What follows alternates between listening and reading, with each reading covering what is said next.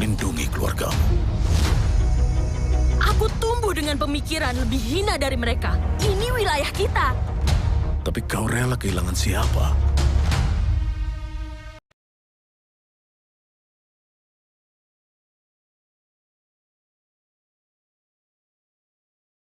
Selamat sore Tribuners, Anda sedang menyaksikan live update Tribun News bersama saya Firdananda. Sore ini akan kami sajikan informasi terkini dan menarik untuk Anda yang akan dilaporkan secara langsung oleh reporter kami di lapangan. Dan inilah live update selengkapnya. Kita ke berita pertama, Saudara Bupati Pelalawan Zukri mengaku kecewa dengan terjadinya kesalahan input data vaksinasi yang terjadi di daerahnya.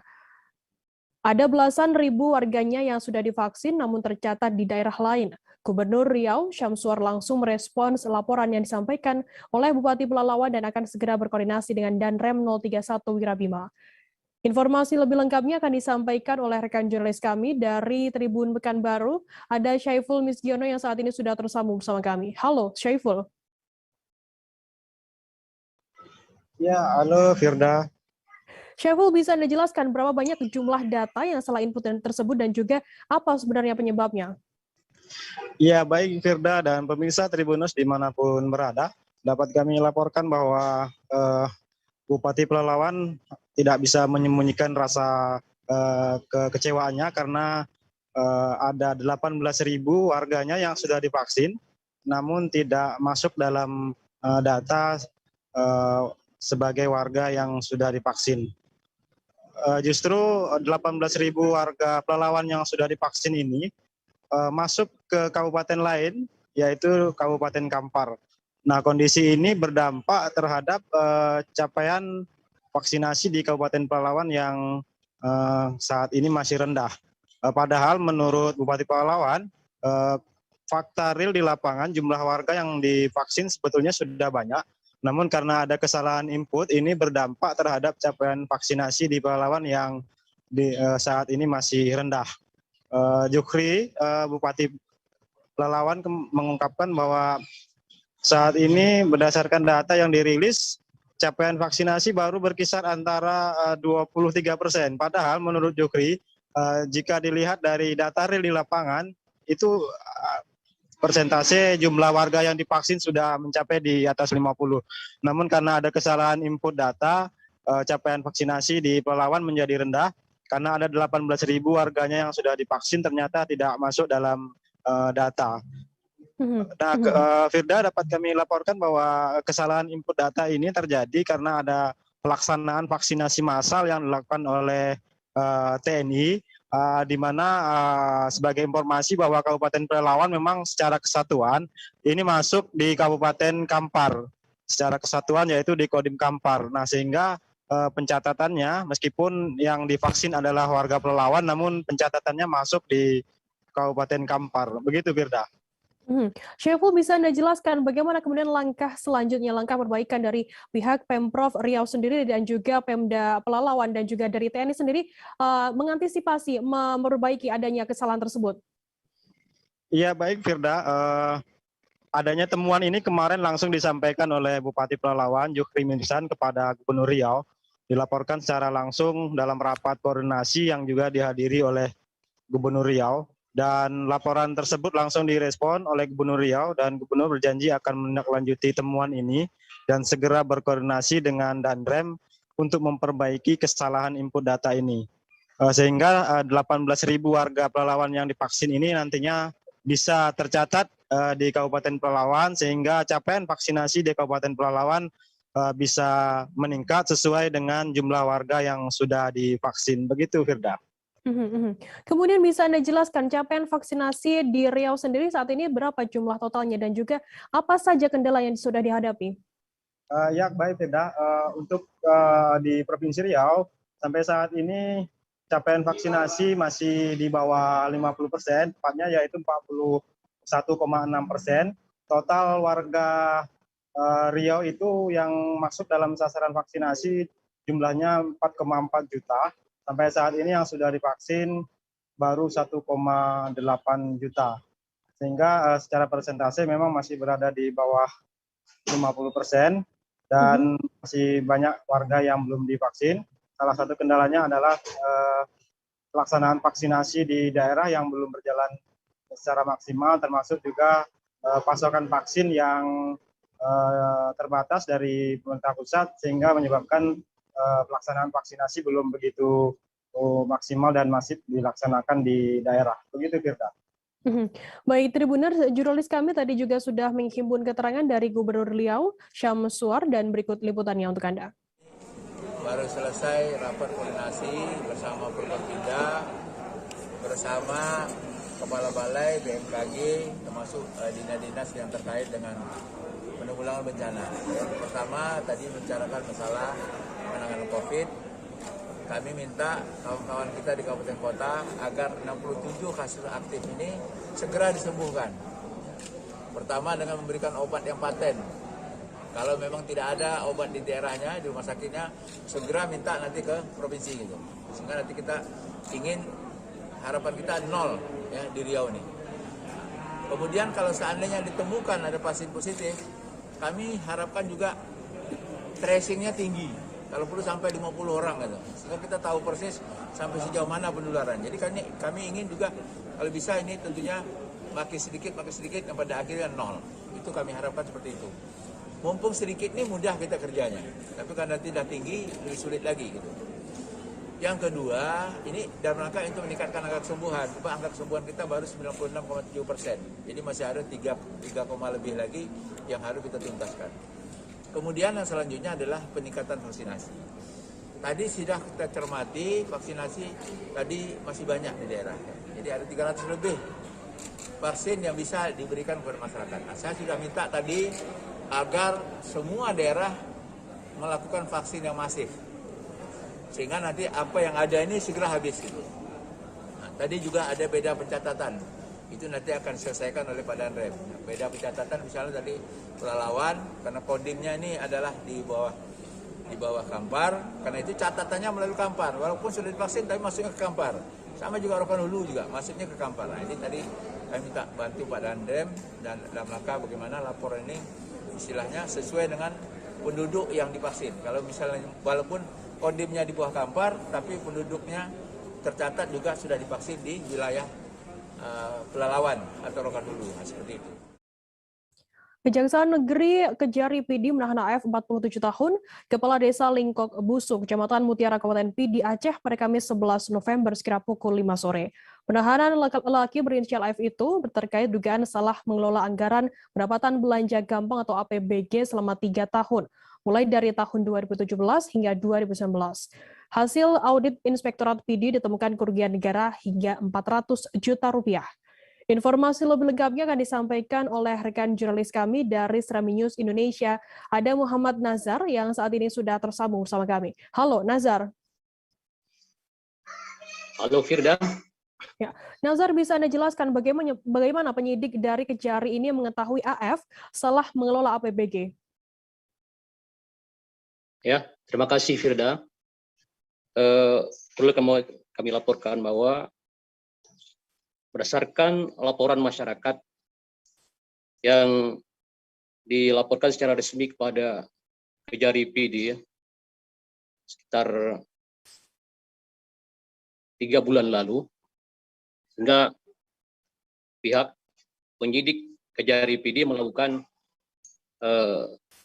penyelidikan tahap awal ke Desa Lingkup Busu, Kecamatan Mutiara, Kabupaten PD Aceh.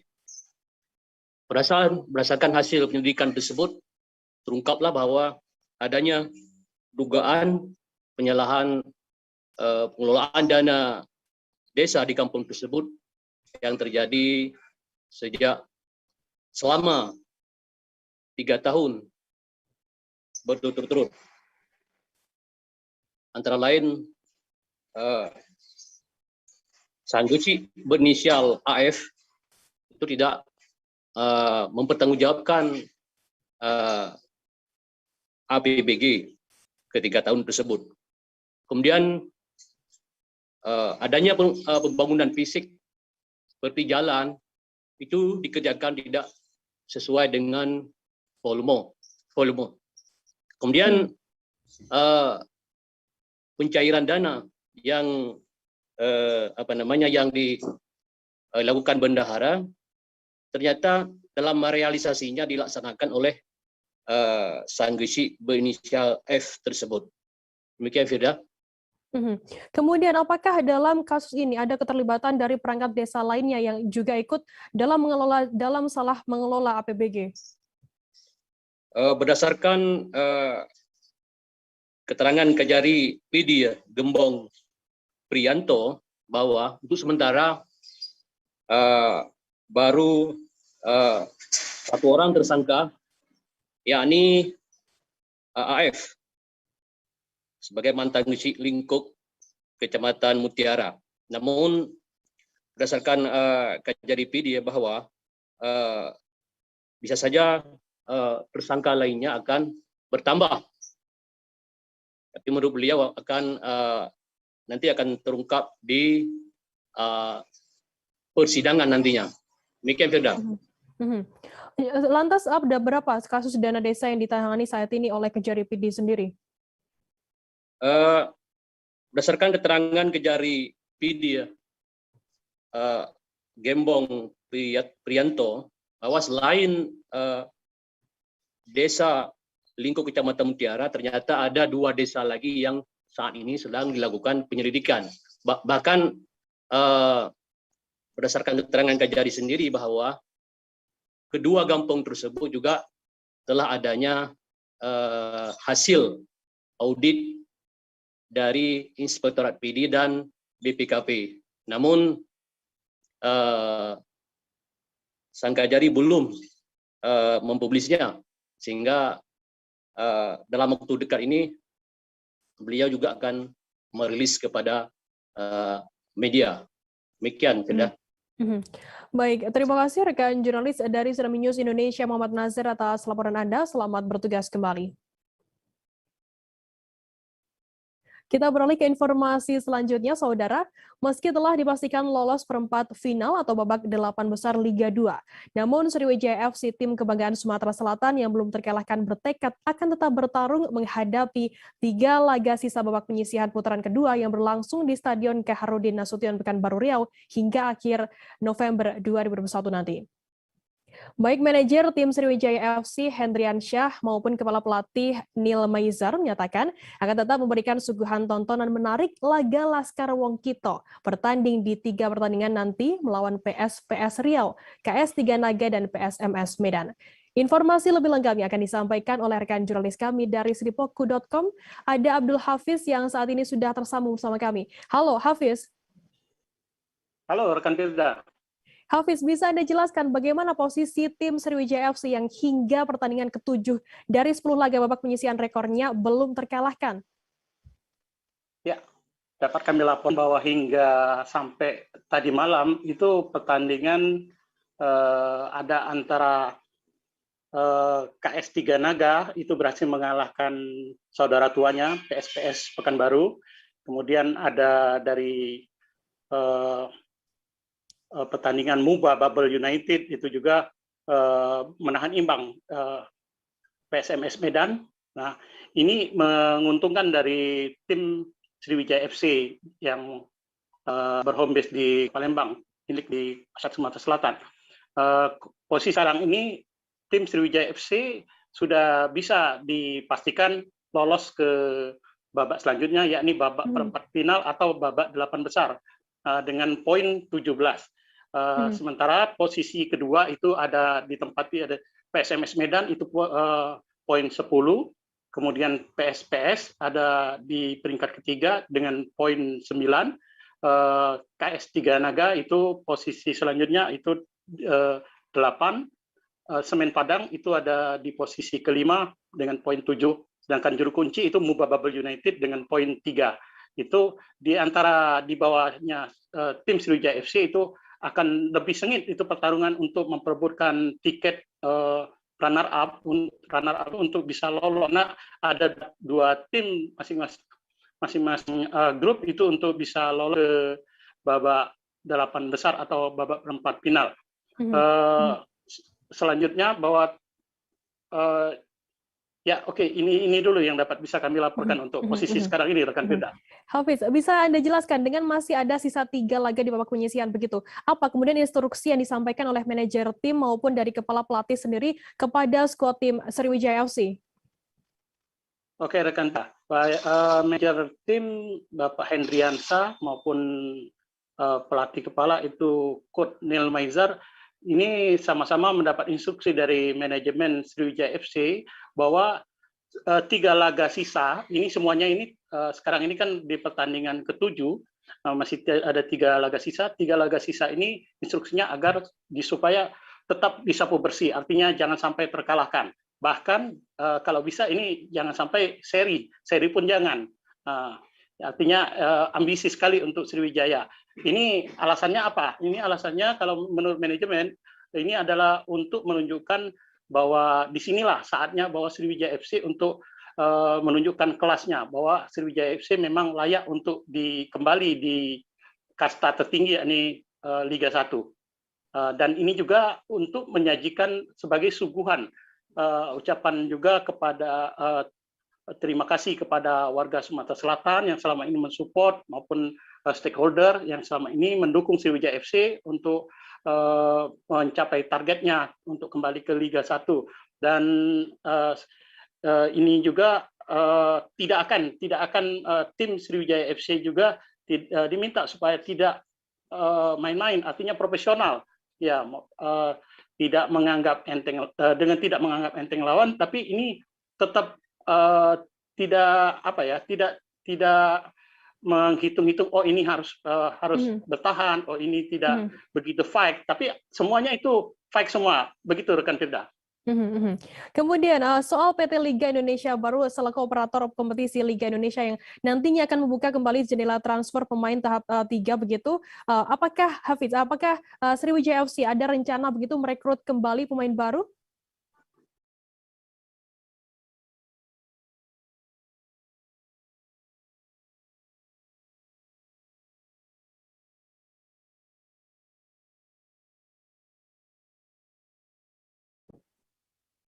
Ya, setelah kita konfirmasi itu 3 laga sisa di babak penyisihan ini dan juga untuk di babak selanjutnya. Demikian rekan Firda. Hafiz, bagaimana kemudian penilaian terhadap penampilan 2 pemain baru yakni gelandang serang naturalisasi asal Maroko dan juga pemain gelandang serang anyar Markeli Arrodi? Ya, dari penilaian manajemen maupun dari tim pelatih itu kedua pemain ini yang dimainkan terakhir itu mereka cukup bagus, artinya sesuai ekspektasi. Tapi karena pertandingan kemarin di lapangan Harudin Nasution Pekanbaru Riau sedang mengalami cuacanya hujan dan memang kondisi lapangannya tidak sebagus di Stadion Gelora Sriwijaya Jakabaring Palembang. Jadi ini membuat para pemain bermainnya kurang maksimal, dan juga tim lawan yang saat itu adalah tim lawan dari Sriwijaya FC itu Semen Padang itu bermainnya agak terlalu keras ya, karena memang mereka juga berusaha semaksimal mungkin untuk bisa mengejar ketertinggalan poin, sehingga ada yang jurus keras gitu. Saya pemain antara lain yang pemain Maroko Abdel ini mengalami cedera, luka kepalanya di luka itu. Ya, selain itu, dan untuk pemain satunya lagi ya cukup bagus juga, itu pemain dari tim PON dari asal Papua. Oke, rekan Firda, demikian.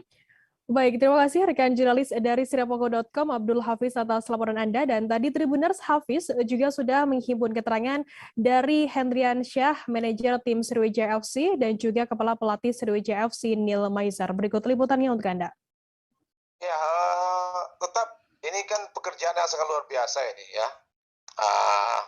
Karena dari pertandingan hari ini ya gambarannya sedikit lebih jelas. Tapi selagi saya bilang sama teman-teman para teman media, kita akan tetap berjuang dengan situasi dan kondisi apapun. Dengan 3 pertandingan sisa, kita tidak boleh berleha dan mungkin kita akan mencoba bagaimana kita mematangkan tim ini lebih baik ke depannya. Begitu, Bang. Ada sejumlah pemain baru nih, Coach, yang di Sriwijaya. Bagaimana evaluasi Coach terhadap pemain baru ini? Ya, yang pertama tentu kita tetap fight ya di 3 pertandingan ini, melawan Pekanbaru, melawan Tiga Naga, dan melawan Medan. Karena apapun yang namanya pertandingan kan kita harus fight, ya mungkin kita berlena atau berleha. Yang kedua, memang 2 pemain baru ini kan kita mainkan dengan taktikal dan cara kita berbeda, dengan cara kita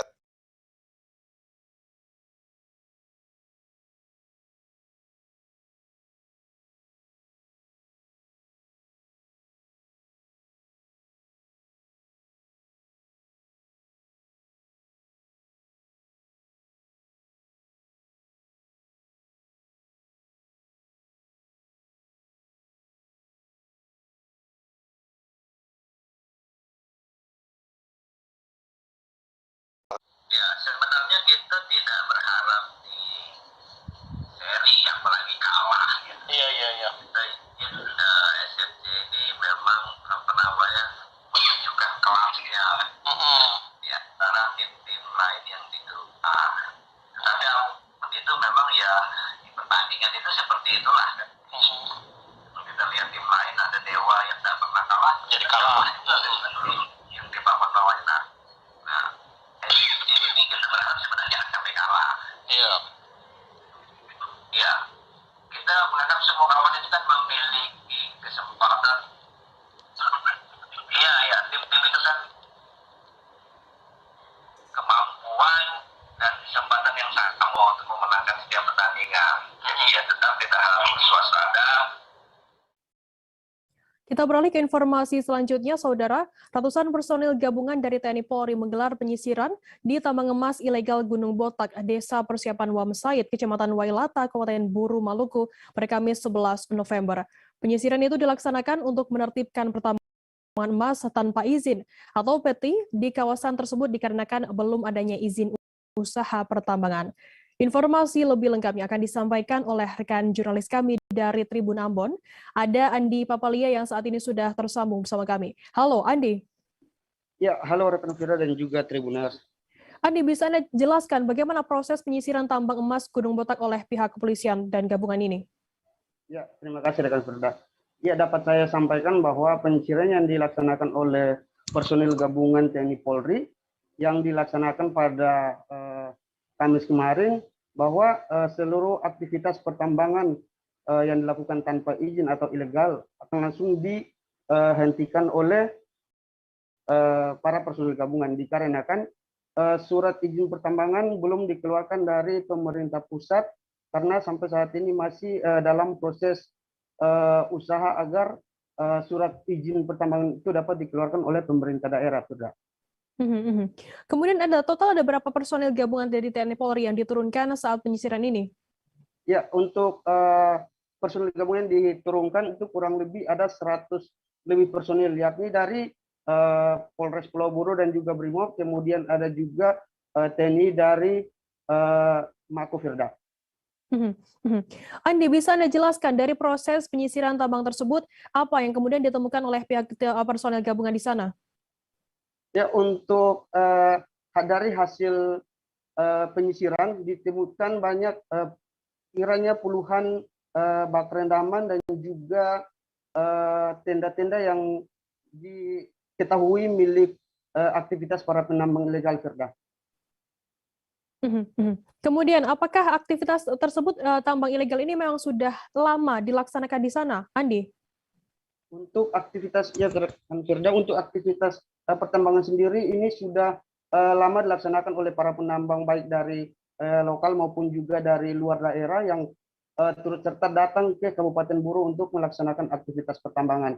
Kemudian sehingga itu dapat mengganggu, kemudian juga dapat merusak lingkungan yang ada di lokasi Gunung Botak, Firda.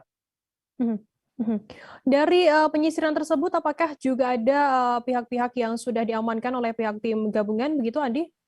Ya, sampai sejauh ini belum ada dari para pelaku penambang ilegal belum dapat diamankan karena pada saat dilakukan penyisiran itu tidak ada satu masyarakat yang beraktivitas di lokasi pertambangan. Namun ada beberapa bak dan juga tenda-tenda milik para penambang itu apabila diketahui bahwa aktivitas ini memang betul laksanakan maka langsung dibakar atau dihancurkan oleh para aparat gabungan Firda.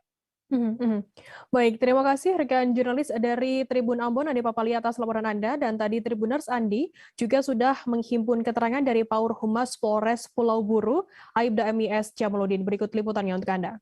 Dengan penyisiran hari ini seperti apa? Baik, hari ini Polres Pulau Buru melakukan kegiatan rutin penyisiran yang mana melibatkan 100 personil dari Polres Pulau Buru, dari Polres maupun Brimob dan TNI. Kira-kira untuk anggotanya berapa personil gabungan? Jadi anggota yang dilibatkan dalam kegiatan penyisiran ini sebanyak 100 personil. Kemudian sasaran penyisiran itu adalah rendaman, bahan kimia, dan yang lain-lain. Kami sudah lakukan itu semua. Mungkin tadi teman-teman juga di lapangan sama-sama dengan kami supaya melakukan kegiatan sama-sama. Tindakan-tindakan untuk mengatasi itu apa? Kayak menghancurkan atau apa? Rendaman kita hancurkan di bahan-bahan rendaman itu. Pembakaran juga. Ya, pembakaran tindak pidana. Kira-kira untuk giat ini apakah ini rutin ataukah seperti gimana? Bisa jelaskan? Kami akan melihat. Maka kalau masih ada aktivitas lagi kami akan lakukan itu. Ada berapa buah rendaman tadi? Rendaman banyak, Bu. Karena di sini kan bukan hanya satu tempat, kan itu kan ada sekitar 5 titik yang melakukan penyisiran. Itu belum semua rendaman. Untuk harapannya seperti apa kemudian terkait dengan penanganan gunung botak atau PT ini seperti apa? Kami berharap masyarakat tetap tenang, bersabar sampai menunggu ada izinnya dari pusat. Tim Unit Patroli Reaksi Cepat dan Unit Satwa Direktorat Samapta Polda Kepulauan Bangka Belitung mengamankan 7 orang yang diduga asik mabuk-mabukan dan berpesta narkoba di Jembatan Emas pada Kamis 11 November. 7 orang ini berhasil diamankan, terdiri dari 4 orang laki-laki dan 3 perempuan. Informasi lebih lengkapnya akan disampaikan oleh rekan jurnalis kami dari Bangka Pos, ada Joni Kurniawan, yang saat ini sudah tersambung bersama kami. Halo, Joni. Halo rekan kita, selamat sore. Joni, bisa Anda jelaskan kronologi penangkapan para pelaku yang melakukan pesta narkoba dan miras ini? Ya, rekan Firda, dapat saya sampaikan sebelumnya pada Kamis 11 November 2021, tim UPRC dan Unit Satwa Polda Kepulauan Bangka Belitung melakukan operasi di Jembatan Emas, Kota Pangkal Pinang, begitu Firda. Saat melakukan operasi patroli, tim menemukan muda-mudi begitu sedang melakukan kumpul-kumpul, dan ternyata saat didatangi ternyata ditemukan beberapa barang bukti seperti misalnya minuman keras dan juga diduga sabu begitu Firda. Oke, kemudian barang bukti apa saja yang ditemukan oleh pihak kepolisian saat mengamankan 7 orang tersebut? Iya, Firda, barang bukti yang berhasil diamankan yaitu 2 botol anggur merah dan juga beberapa paket diduga sabu, Firda. Dan informasi yang terkini yang kami dapatkan dari Direktorat Samapta Polda Kepulauan Bangka Belitung, kasus ini telah dilimpahkan ke Dinas Narkoba Polda Kepulauan Bangka Belitung. Dan informasi yang bisa kami sampaikan juga saat ini dari 7 orang yang diamankan, Firda, total keseluruhan yang berhasil diperiksa oleh Direktorat Narkoba Polda Kepulauan Bangka Belitung sebanyak 10 orang, Firda, dari hasil pengembangan yang telah dilakukan. Berarti saat ini dari jumlah 7 orang tersebut kemudian berkembang bertambah 3 menjadi saat ini 10 orang yang terlibat dalam pesta narkoba dan juga miras tersebut. Kemudian bagaimana saat ini proses dari ke-10 pelaku ini? Ya, rekan kita dapat saya sampaikan dari pemeriksaan terhadap 10 orang tersebut didapati 1 orang yang menjadi tersangka begitu Firda, sedangkan 8 orang lainnya saat dilakukan pemeriksaan urin itu dinyatakan negatif sabu. Ada pula 1 orang yang juga dinyatakan positif, sehingga saat ini yang dinyatakan tersangka itu sebanyak 1 orang, sedangkan 1 orangnya lagi yang positif urin tersebut masih dalam proses pemeriksaan begitu Firda. Oke, baik. Terima kasih rekan jurnalis dari Bangka Pos, Joni Kurniawan, atas laporan Anda. Selamat bertugas kembali. Tribuners, usai jeda kami akan kembali dengan informasi menarik lainnya. Tetaplah di Live Update. Oke, apa kabar Bang Ariski di sini untuk strateginya? Kalau saya sendiri di Gimik 37 ini yang semalam baru mulai, saya udah Sebenarnya aku nggak ngerasa itu penangkapan atau penggerebegan atau apapun itu. Karena gini loh, posisinya aku kriteria. Jadi kita mengenal disebut dengan stroke yang tidak berdarah dengan stroke yang berdarah. Stroke yang tidak berdarah itu biasanya ditandai dengan adanya penyumbatan. Kalau itu terjadi di sini mungkin pikirnya tidak ke situ kali ya. Tapi kalau di Korea atau di Kamboja itu ada beberapa paper yang saya itu mas, ya dulunya tukang koran. Oh gitu ya. Tukang koran. Ya, saya baca itu Pak. Tuh kan pernah baca kan? Ya. Jadi kalau saya jadi tanggam itu udah bersyukur banget. Si anak ini dijadikan sebagai tersangka begitu. Ya, kalau ini kita bicara yang di luar kasus Situbondo ya. Dengan nama hujan shower, di mana terdapat batas jelas antara daerah hujan dan tidak hujan yang biasanya terjadi pada fase awal mature stage atau tahap berbahaya dewasa. itu Kang. Jadi mulai artinya terjadinya perlembekan. Nah itu untuk penetrasi akan sulit. Gitu ya. Dok, saya ini menurut saya memang tidak mudah, bukan urusan tanah diambil. Kalau misalnya Amerika Serikat sekarang, Rasulullah mengatakan dalam sebuah hadis bahwa berpuasa di 6 hari Syawal itu.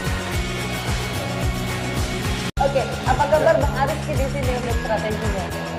Kalau saya sendiri di Jumik 37 ini yang semalam baru mulai, Apa yang saya dirasakan udah Kak Fernita? Sebenarnya aku nggak ngerasa itu penangkapan atau penggerebegan atau apapun itu. Karena gini loh, posisinya aku kriteria. Jadi kita mengenal disebut dengan stroke yang tidak berdarah dengan stroke yang berdarah. Stroke yang tidak berdarah itu biasanya ditandai dengan adanya penyumbatan. Kalau itu terjadi di sini mungkin pikirnya tidak ke situ kali ya. Tapi kalau di Korea atau di Kamboja itu ada beberapa paper yang Saya itu mas, ya dulunya tukang koran.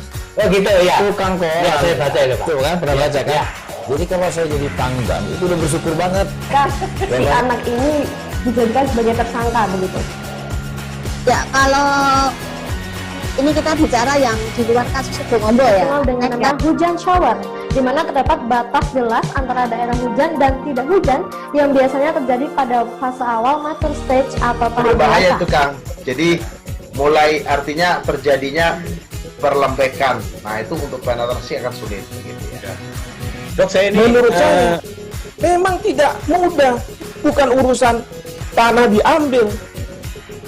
Kalau misalnya Amerika Serikat sekarang, Rasulullah mengatakan dalam sebuah hadis bahwa berpuasa di 6 hari Syawal itu.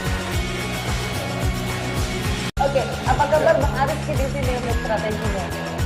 Kalau saya sendiri di Jumik 37 ini yang semalam baru mulai, Apa yang saya dirasakan udah Kak Fernita? Sebenarnya aku nggak ngerasa itu penangkapan atau penggerebegan atau apapun itu. Karena gini loh, posisinya aku kriteria. Jadi kita mengenal disebut dengan stroke yang tidak berdarah dengan stroke yang berdarah. Stroke yang tidak berdarah itu biasanya ditandai dengan adanya penyumbatan. Kalau itu terjadi di sini mungkin pikirnya tidak ke situ kali ya. Tapi kalau di Korea atau di Kamboja itu ada beberapa paper yang Saya itu mas, Ya. dulunya tukang koran. Oh gitu ya. Tukang koran. Ya, saya baca itu Pak. Tuh kan pernah baca kan? Ya. Jadi kalau saya jadi tanggam itu udah bersyukur banget. Si anak ini dijadikan sebagai tersangka begitu. Ya, kalau ini kita bicara yang di luar kasus Situbondo ya. Dengan nama hujan shower, di mana terdapat batas jelas antara daerah hujan dan tidak hujan yang biasanya terjadi pada fase awal mature stage atau tahap Berbahaya dewasa. itu Kang. Jadi mulai artinya terjadinya perlembekan. Nah itu untuk penetrasi akan sulit. Gitu ya. Dok, saya ini menurut saya memang tidak mudah, bukan urusan tanah diambil. Kalau misalnya Amerika Serikat sekarang, Rasulullah mengatakan dalam sebuah hadis bahwa berpuasa di 6 hari Syawal itu. Oke, apa kabar Bang Ariski di sini untuk strateginya? Kalau saya sendiri di Jumik 37 ini yang semalam baru mulai, Apa yang saya dirasakan udah Kak Fernita? Sebenarnya aku nggak ngerasa itu penangkapan atau penggerebegan atau apapun itu. Karena gini loh, posisinya aku kriteria. Jadi kita mengenal disebut dengan stroke yang tidak berdarah dengan stroke yang berdarah. Stroke yang tidak berdarah itu biasanya ditandai dengan adanya penyumbatan. Kalau itu terjadi di sini mungkin pikirnya tidak ke situ kali ya. Tapi kalau di Korea atau di Kamboja itu ada beberapa paper yang Saya itu Mas, dulunya tukang koran. Oh gitu ya. Tukang koran. Ya, saya baca itu Pak. Tuh kan, pernah baca kan? Jadi kalau saya jadi tanggam, itu udah bersyukur banget. Si anak ini dijadikan sebagai tersangka begitu. Ya, kalau ini kita bicara yang di luar kasus Situbondo ya. Dengan nama hujan shower, di mana terdapat batas jelas antara daerah hujan dan tidak hujan yang biasanya terjadi pada fase awal mature stage atau tahap Berbahaya dewasa. itu Kang. Jadi mulai artinya terjadinya perlembekan. Nah itu untuk penetrasi akan sulit. Gitu ya. Dok, saya ini Menurut saya memang tidak mudah, bukan urusan tanah diambil. Kalau misalnya Amerika Serikat sekarang, Rasulullah mengatakan dalam sebuah hadis bahwa berpuasa di 6 hari Syawal itu. Oke, apa kabar Bang Ariski di sini untuk strateginya? Di akhir. Kalau saya sendiri di Gimik 37 ini yang semalam baru mulai, Apa yang saya dirasakan udah Kapten Hitam? Sebenarnya aku nggak ngerasain penangkapan atau penggerebegan atau apapun itu. Karena gini loh, posisinya aku lagi Kriteria. main. Jadi kita mengenal disebut dengan stroke yang tidak berdarah dengan stroke yang berdarah. Stroke yang tidak berdarah itu biasanya ditandai dengan adanya penyumbatan. kalau itu terjadi di sini mungkin pikirnya tidak ke situ kali ya. Tapi kalau di Korea atau di Kamboja itu ada beberapa paper yang Saya itu Mas, dulunya tukang koran. Oh gitu ya. Tukang koran. Ya, saya baca itu Pak. Tuh kan, pernah baca kan? Jadi kalau saya jadi tanggam, itu udah bersyukur banget. Si anak ini Terima kasih Anda masih bersama kami di live update. Kita beralih ke informasi selanjutnya, Saudara. Pencarian seorang warga Kelurahan Maesa Unima yang diduga tenggelam saat mencari ikan di Danau Tondano akhirnya membuahkan hasil. Setelah 2 hari pencarian, korban ditemukan tewas tenggelam di dalam air di Danau Tondano, tepatnya di Kelurahan Orongo, Kecamatan Tondano Selatan, Kabupaten Minahasa, Sulut. Informasi lebih lengkapnya akan disampaikan oleh rekan jurnalis kami dari Tribun Manado, ada Mayer Lumanto yang saat ini sudah tersambung bersama kami. Halo, Mayer. Iya, halo, rekan Firda. Ya. Mayer, bisa Anda jelaskan bagaimana kronologi pencarian dan penemuan korban ini? Iya, jadi sebelumnya telah dilakukan pencarian selama 2 hari dan korban yang ditemukan tewas tenggelam di dalam air di Danau Tondano, tepatnya di Kelurahan Orongo, Kecamatan Tondano Selatan, Kabupaten Minahasa, pada Jumat siang tadi. Dan dari pantauan korban ditemukan pada pukul 10.30 ya di sebelah utara, di mana dekat dengan lokasi korban yang tenggelam. Jadi saat ditemukan jasad korban berada di bawah tanaman eceng gondok yang menutupi jasad korban. Kemudian tim SAR gabungan memang agak kesulitan ya menemukan korban, karena proses evakuasi harus mengangkat dulu eceng gondok yang berada di lokasi tersebut. Mayer, bisa Anda jelaskan bagaimana kronologi cerita peristiwa saat korban tenggelam, dinyatakan tenggelam di Danau Tondano sendiri?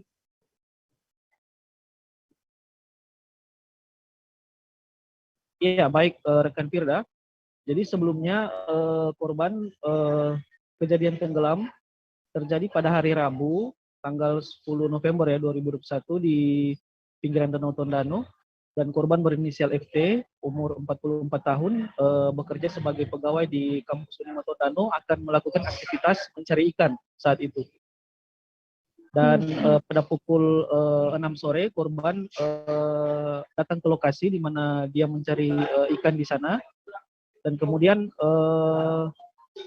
beberapa saat setelah itu dia bersama dengan anaknya, yang anaknya yang pertama maksudnya yang kembali ke darat, namun korban sendiri sudah tidak kembali ke darat dan diduga sudah tenggelam ke Danau Tondano tersebut. Oke, Mayer, bisa Anda jelaskan korban ini berinisial FT begitu, yang bekerja sebagai pegawai di kampus Unima Tondano. Kemudian bagaimana untuk jasad dari korban sendiri saat ini?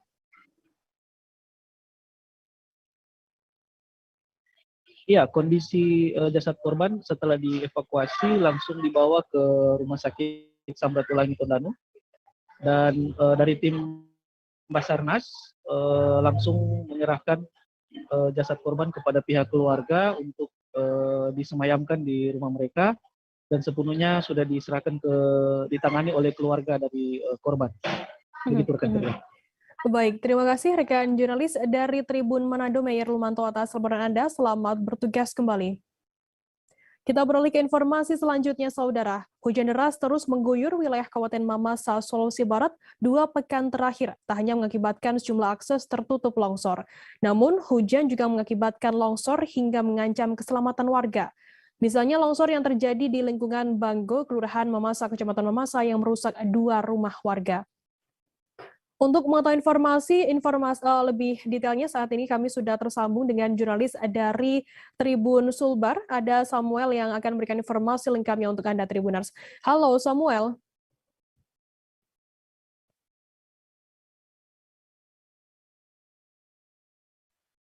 Iya, halo rekan Firda. Samuel, bisa Anda jelaskan bagaimana kronologi 2 rumah milik warga ini terdampak longsor di sana? Iya, betul rekan Firda dan Tribuners, dapat saya jelaskan bahwa memang sejak 2 pekan terakhir ini hujan deras mengguyur wilayah Kabupaten Mamasa, sehingga pada minggu kemarin itu hujan deras menyebabkan longsor di belakang rumah 2 warga di Dusun Banggo, Kelurahan Mamasa, Kecamatan Mamasa, sehingga 2 rumah warga ini tertimpa longsor dan menyebabkan rumah warga ini rusak berat. Nah, beruntung pada malam itu korban selamat karena ada beberapa tiang bangunan yang sempat menghalang material longsor sehingga tidak menimpa pemilik rumah yang sedang tertidur pulas pada saat itu. Begitu rekan kerja. Samuel, bisa Anda jelaskan bagaimana saat ini kondisi dari pemilik rumah yang rumahnya terdampak longsor tersebut? Ya, betul sekali bahwa sejak saat itu pemilik rumah memilih mengungsi ke rumah kerabatnya karena masih takut adanya longsor susulan yang sewaktu-waktu bisa terjadi, di mana hingga saat ini memang hujan deras cukup lebat mengguyur wilayah Kabupaten Mamasa. Nah, kedua kepala keluarga ini terpaksa memilih mengungsikan keluarganya ke rumah kerabatnya yang dekat dari lokasi longsor, begitu rekan Firda. Kemudian saat ini seperti apa kondisi terakhir berdasarkan pantauan di lapangan di lokasi longsor tersebut? Iya, betul sekali. Hingga sore tadi dari pantauan kami memang material longsor masih memenuhi jalan, sehingga memang akses jalan penghubung antara kota Kelurahan Mamasa ini dan Banggo ini memang masih tertutup. Karena memang pemerintah belum membersihkan material longsor itu karena masih bisa berdampak longsor yang lebih besar ketika material longsor yang ada di jalan itu dibersihkan, sehingga dari hasil pantauan kami memang tidak bisa dilalui dan pihak kepolisian berinisiatif memasang polis lain, di mana polis lain ini mengimbau kepada masyarakat untuk sementara tidak melalui jalur itu. Namun ada 2 jalur yang bisa menjadi alternatif untuk menuju ke pemukiman di sekitar Banggo ini, di mana itu lewat dari jalur depan rumah jabatan Bupati Mamasa, kemudian dari jalur Desa Osango, begitu rekan Firda. Baik, terima kasih rekan jurnalis dari Tribun Sulbar Samuel atas laporan Anda, dan tadi Tribuner Samuel juga sudah menghimpun keterangan dari pemilik rumah bernama Nikodemus. Berikut liputannya untuk Anda.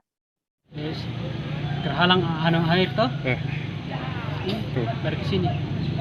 Pak, kapan kejadiannya Pak? Malam Senin, jam 1. Yang di depan rumah ini Pak? Di belakang rumah. Terus hancur rumahnya. Hancur rumah Pak? Hancur. Terus ini baru tadi. Ada berapa rumah Pak yang kena di atas? Satu. Cuma agak retak dia. Jadi untuk sementara Pak di mana? Di atas. Keluarga. Rumah keluarga. Mengungsi. Ya. Kira-kira apa saja yang kerugian ini Pak? Kira-kira berapa ini Pak? Banyak. Kalau kerugiannya kita tidak tahu, nanti itu baruan. Karena sementara stres orang ya begini. Seorang buruh bangunan bernama Zayyadi Yasid, 51 tahun, warga Padang Rejo, Lampung Tengah, tewas akibat tertimpa reruntuhan bangunan Kamis 11 November. Ia mengalami kecelakaan kerja saat mengerjakan proyek renovasi asrama, pondok pesantren, dan panti asuhan Al-Banin di Jalan 4, Labuhan Dalam, Tanjung Senang, Bandar Lampung. Informasi lebih lengkapnya akan disampaikan oleh rekan jurnalis kami dari Tribun Lampung. Ada Joviter Husin yang saat ini sudah tersambung bersama kami. Halo Joviter.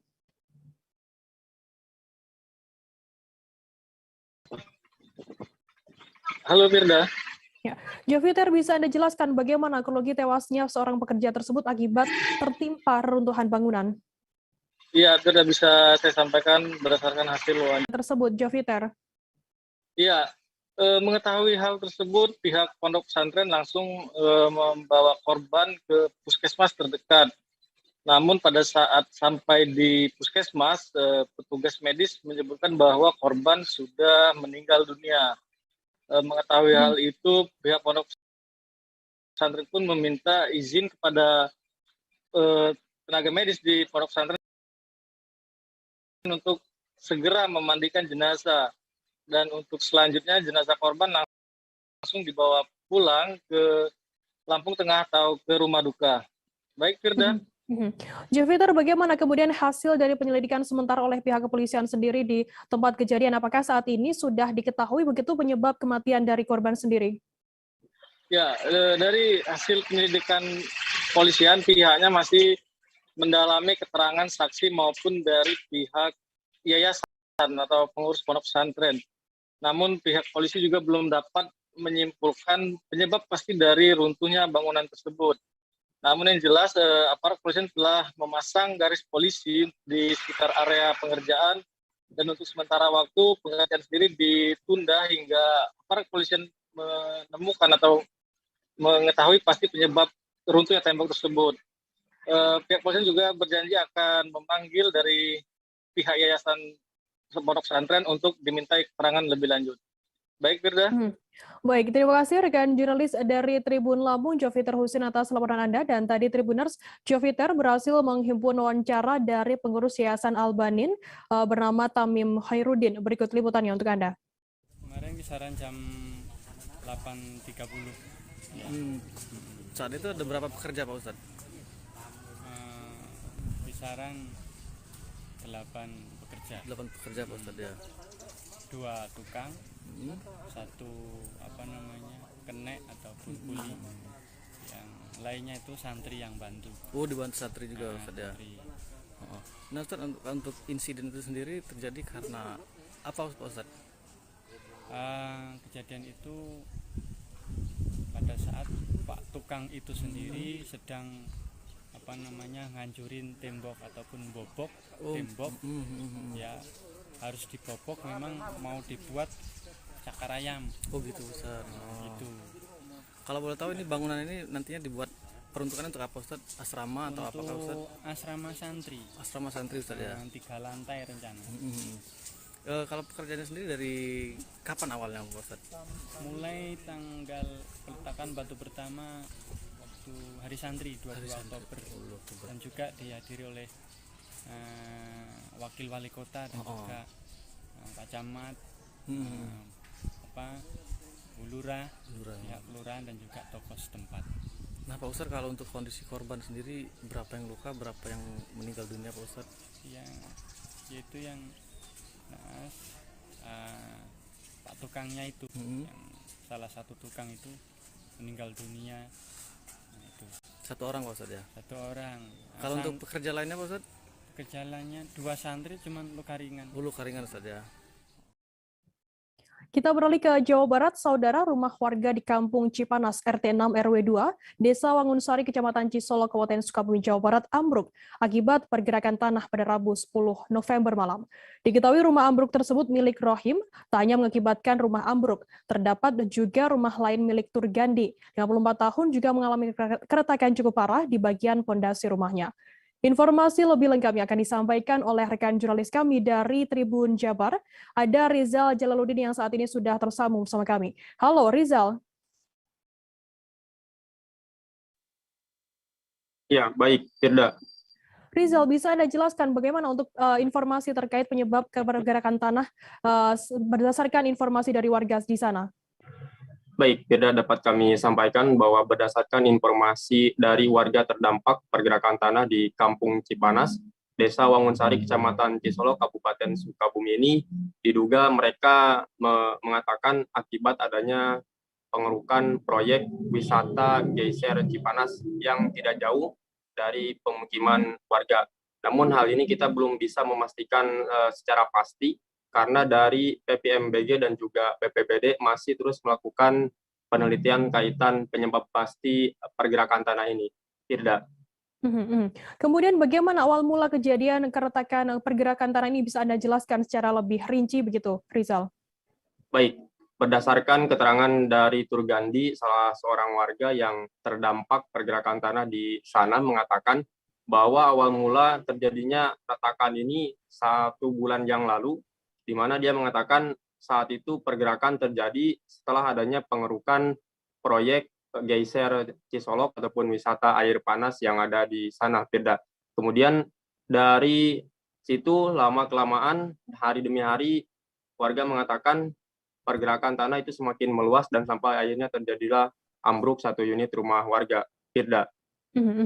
Saat ini bagaimana kondisi terakhir berdasarkan pantauan di lapangan rumah yang terdampak pergerakan tanah ini, Rizal? Baik, pantauan di lapangan tadi siang, kami melihat di lapangan terdapat 1 rumah warga yang ambruk dan beberapa rumah yang juga terancam. Ada 1 rumah yang mengalami retakan di bagian fondasi dan juga di bagian halamannya. Saat ini mereka yang terdampak, terutama yang rumahnya ambruk, sudah mengungsi, dan yang terdampak pun mereka tidak ingin lagi menempati rumahnya karena khawatir akan terjadi pergerakan tanah susulan dan khawatir rumahnya ambruk.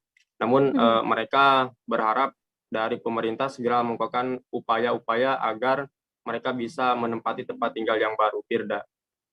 Berarti saat ini belum ada upaya dari pemerintah setempat terkait adanya rumah warga yang terdampak dari pergerakan tanah ini, seperti itu, Rizal? Ya, Firda, dapat kami sampaikan bahwa memang berdasarkan keterangan dari warga, mereka belum mendapatkan jawaban dari pemerintah apakah mereka akan direlokasi ke tempat lebih aman ataupun seperti apa. Terakhir, mereka hanya mendapatkan informasi masih menunggu hasil kajian dari PPMBG dan juga BPBD yang kemarin mendatangi lokasi kejadian, Firda. Baik, terima kasih rekan jurnalis dari Tribun Jabar, Rizal Jalaluddin atas laporan Anda. Dan tadi Tribuners, Rizal juga sudah menghimpun keterangan dari seorang warga yang terdampak rumahnya dari adanya fenomena pergerakan tanah ini, bernama Turgandi. Berikut liputannya untuk Anda. Jadi Pak, ini dampak dari apa sih pergerakan tanah ini? Kalau menurut saya ini dampaknya ada pengerukan itu aja, objek wisata yang dikeruk itu.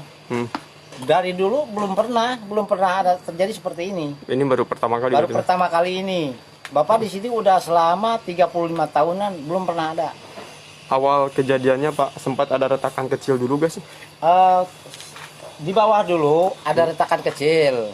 Nah, terus kan dia itu merembet ke atas. Nah, pas itu udah didam sama dia.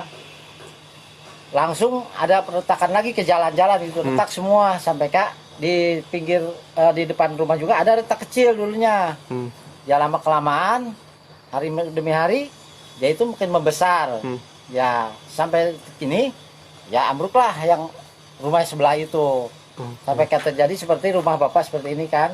Bapak kan udah nggak tenang lah di rumah sebenarnya. Mengungsi berarti Pak saat ini? Saya ini berarti hari ini juga mau cari kontrakan juga sih. Untuk mengungsi ya? Untuk mengungsi. Daripada kita menghuni selama di sini, kalau ada terjadi apa-apa nanti atau malam. Kan sekarang menghadap musim hujan. Bener-bener lah, saya istilahnya di sini, Bapak udah khawatir banget lah. Udah nggak mau lagi istilah menghuni rumah. Sempat ada pemantauan nggak Pak dari pihak terkait ke sini? Kemarin ada pemantauan ke sini. Yang dari dinas kepariwisataan, terus dari BMKG, terus dari ini juga ada lah BPBD. BPBD katanya sih belum ini, dia itu mau meremukan menunggu hasilnya seminggu atau 2 minggu, katanya begitu. Kalau menurut BMKG ini kan faktor alam katanya. Jadi tadinya sih nggak membaca ke bawah sebenarnya. Pas gitu kok jadi faktor alam, kurang mengerti. Bapak tuh sebenarnya kurang mengerti, itulah terserah dia, Bapak nggak mau bicara lagi. Tapi kata Bapak ini mah bukan karena faktor alam, ini terjadinya karena dampak adanya itulah pengerukan. Kita beralih ke Jawa Timur, Saudara. Satu di antara ruang kelas di SMP Negeri 27 Gresik tiba-tiba ambruk pada Rabu 10 November siang. Bangunan kelas 8C SMP Negeri 27 Gresik ambruk karena bangunan yang sudah lapuk. Padahal bangunan tersebut berusia kurang dari 5 tahun. Bangunan kelas 8C itu berada di tengah deretan kelas 8A dan 8B. Informasi lebih lengkapnya akan disampaikan oleh rekan jurnalis kami dari surya.co.id. Ada Willy Abraham yang saat ini sudah tersambung bersama kami. Halo Willy.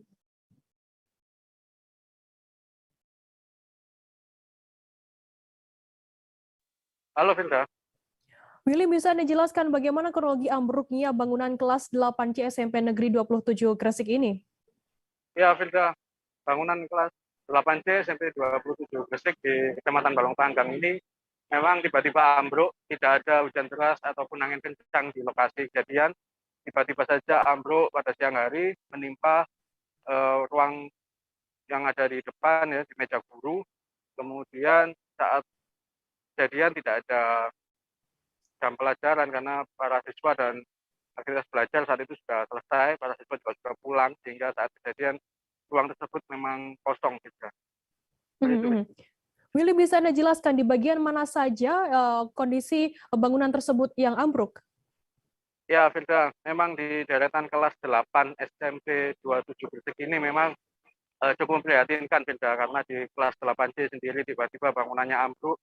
Padahal ini masih tahun 2018 pengerjaannya, kemudian di sampingnya ada kelas 8A, ini temboknya juga sudah retak dan jebol, kemudian sebagai kelas yang ada di belakangnya yaitu kelas 7 juga atapnya juga banyak yang bolong, sehingga cukup memprihatinkan proses belajar mengajar di ruang kelas di SMP 27 ini. Willy, kemudian bagaimana untuk proses belajar mengajar siswa kelas 8C yang bangunan kelasnya ini ambruk? Ya, beda, memang siswa atau pelajar kelas 8C ini sudah dialihkan ke kelas 7 yang mana lokasinya berada tepat di belakang bangunan kelas 8. Namun kondisinya juga tidak lebih baik, beda, karena di kelas 7 atau ya, di ruang kelas darurat saat ini atapnya juga banyak yang bolong, kemudian terlihat genting, sehingga dikhawatirkan saat ada angin kencang atau hujan deras bisa membahayakan siswa saat proses belajar mengajar. Begitu, Beda. Kemudian bagaimana saat ini tanggapan begitu atau respon dari pihak sekolah sendiri dengan adanya satu bangunan kelas yang ambruk tersebut, Willy? Ya, Vinda, pihak kepala sekolah sudah melaporkan ini ke Dinas Pendidikan bahwasanya bangunan kelas sudah tidak layak lagi untuk digunakan belajar mengajar karena cukup membahayakan siswa dan juga guru, sehingga saat ini pihak sekolah sedang menunggu jawaban dari Dinas Pendidikan karena penyampaian baru disampaikan secara lisan, belum secara tertulis seperti itu, sehingga saat ini untuk mengantisipasi deretan kelas 8A, B, C dikosongkan, siswa dilarang untuk mendekat, mereka dialihkan ke ruangan kelas 7 yang ada di belakangnya untuk mengantisipasi hal yang tidak diinginkan. Baik, terima kasih rekan jurnalis dari surya.co.id, Willy Abraham atas laporan Anda. Dan tadi Tribuners Willy juga sudah menghimpun keterangan dari Kepala Sekolah SMP Negeri 27 Gresik, Nuron, dan juga seorang pelajar kelas 8C bernama Syaiful. Berikut liputannya untuk Anda. Kelas 8D. Ini sekolahnya runtuh kenapa? Ya mungkin karena faktor cuaca seperti hujan, jadinya kelasnya seperti ini karena nggak pernah ditinggal. Ini soalnya kelas itu sudah rusak dari awal bersekolah. Pas runtuh tahu nggak? Nggak tahu soal kejadian. Posisi di mana waktu? Posisinya sudah belajar di rumah. Belum masuk. Hari Rabu cuman praktisnya saya kurang tahu karena pada waktu hari itu saya ada acara di Ainul Yakin. Sehingga saya bisa menjelaskan yang saya tahu bahwa di ruang 8 ABC yang C ini yang ambruk atapnya karena kayunya sudah rapuh ya. Karena dimakan Rayap Pak. Waktu itu ada belajar mengajar Pak? Waktu itu tidak ada belajar mengajar Pak, karena anak-anak sudah selesai pulang. Ya alhamdulillah bahasa Jawanya belai selamat. Ada berapa siswa waktu itu sebelum runtuh, sebelum ambruk itu? Ya kalau PTN ya separuh Pak, sesuai dengan berapa Pak? Anjuran dinas dari separuh 50% dari jumlah siswa. Kalau jumlah siswanya 32 berarti 16 Pak. Separuhnya ya? Iya. Jadi semua ruangan kita isi 16. Tribuners, kita akan jeda sejenak, tetaplah di live update. Oke, apa kabar Bang Ariski di sini untuk strateginya? Kalau saya sendiri di Gimik 37 ini yang semalam baru mulai, saya udah sebenarnya aku nggak ngerasa itu penangkapan atau penggerebegan atau apapun itu, karena gini loh, posisinya aku kriteria. Jadi kita mengenal disebut dengan stroke yang tidak berdarah dengan stroke yang berdarah. Stroke yang tidak berdarah itu biasanya ditandai dengan adanya penyumbatan. Kalau itu terjadi di sini mungkin pikirnya tidak ke situ kali ya, tapi kalau di Korea atau di Kamboja itu ada beberapa paper yang saya itu Mas, dulunya tukang koran. Oh gitu ya. Tukang koran. Ya, saya baca itu Pak. Tuh kan pernah baca kan? Ya. Jadi kalau saya jadi Pangdam itu udah bersyukur banget. Si anak ini dijadikan sebagai tersangka begitu. Ya kalau ini kita bicara yang di luar kasus Sebongombo ya, dengan hujan shower, di mana terdapat batas jelas antara daerah hujan dan tidak hujan yang biasanya terjadi pada fase awal master stage atau tahap berbahaya dewasa. itu Kang. Jadi mulai artinya terjadinya perlembekan. Nah itu untuk penetrasi akan sulit. Gitu ya. Dok, saya ini menurut saya memang tidak mudah, bukan urusan tanah diambil. Kalau misalnya Amerika Serikat sekarang, Rasulullah mengatakan dalam sebuah hadis bahwa berpuasa di 6 hari Syawal itu. Oke, apa kabar Bang Ariski di sini untuk strateginya? Kalau saya sendiri di Gimik 37 ini yang semalam baru mulai, saya udah sebenarnya aku nggak ngerasa itu penangkapan atau penggerebegan atau apapun itu, karena gini loh, posisinya aku kriteria. Jadi kita mengenal disebut dengan stroke yang tidak berdarah dengan stroke yang berdarah. Stroke yang tidak berdarah itu biasanya ditandai dengan adanya penyumbatan. Kalau itu terjadi di sini mungkin pikirnya tidak ke situ kali ya, tapi kalau di Korea atau di Kamboja itu ada beberapa paper yang saya itu Mas, dulunya tukang koran. Oh gitu ya. Tukang koran. Ya, saya baca itu Pak. Tuh kan pernah baca kan? Jadi kalau saya jadi Pangdam itu udah bersyukur banget. Si anak ini dijadikan sebagai tersangka begitu. Ya kalau ini kita bicara yang di luar kasus Sebongombo ya, dengan hujan shower, di mana terdapat batas jelas antara daerah hujan dan tidak hujan yang biasanya terjadi pada fase awal master stage atau tahap berbahaya dewasa. itu Kang. Jadi mulai artinya terjadinya perlembekan. Nah itu untuk penetrasi akan sulit. Gitu ya. Dok, saya ini menurut saya memang tidak mudah, bukan urusan tanah diambil. Kalau misalnya Amerika Serikat sekarang, Rasulullah mengatakan dalam sebuah hadis bahwa berpuasa di 6 hari Syawal itu. Oke, apa kabar Bang Ariski di sini untuk strateginya? Kalau saya sendiri di Gimik 37 ini yang semalam baru mulai, saya udah sebenarnya aku nggak ngerasa itu penangkapan atau penggerebegan atau apapun itu, karena gini loh, posisinya aku kriteria. Jadi kita mengenal disebut dengan stroke yang tidak berdarah dengan stroke yang berdarah. Stroke yang tidak berdarah itu biasanya ditandai dengan adanya penyumbatan. Kalau itu terjadi di sini mungkin pikirnya tidak ke situ kali ya. Tapi kalau di Korea atau di Kamboja itu ada beberapa paper yang Saya itu Mas, dulunya tukang koran. Oh gitu ya. Tukang koran. Ya, saya baca itu Pak. Tuh kan, pernah baca kan? Jadi kalau saya jadi Pangdam itu udah bersyukur banget. Kak, si anak ini dijadikan sebagai tersangka begitu. Ya, kalau ini kita bicara yang di luar kasus Situbondo ya. Dengan nama hujan shower, di mana terdapat batas jelas antara daerah hujan dan tidak hujan yang biasanya terjadi pada fase awal mature stage atau tahap Berbahaya dewasa. itu Kang. Jadi mulai artinya terjadinya perlembekan. Nah itu untuk penetrasi akan sulit. Gitu ya. Dok, saya ini menurut saya memang tidak mudah, bukan urusan tanah diambil. Kalau misalnya Amerika Serikat sekarang, Rasulullah mengatakan dalam sebuah hadis bahwa berpuasa di 6 hari Syawal itu.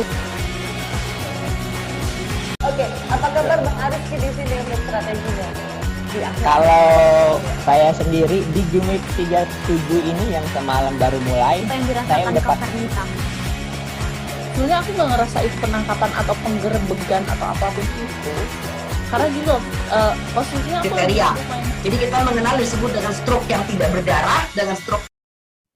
Terima kasih Anda masih bersama kami di live update. Kita beralih ke informasi selanjutnya, Saudara.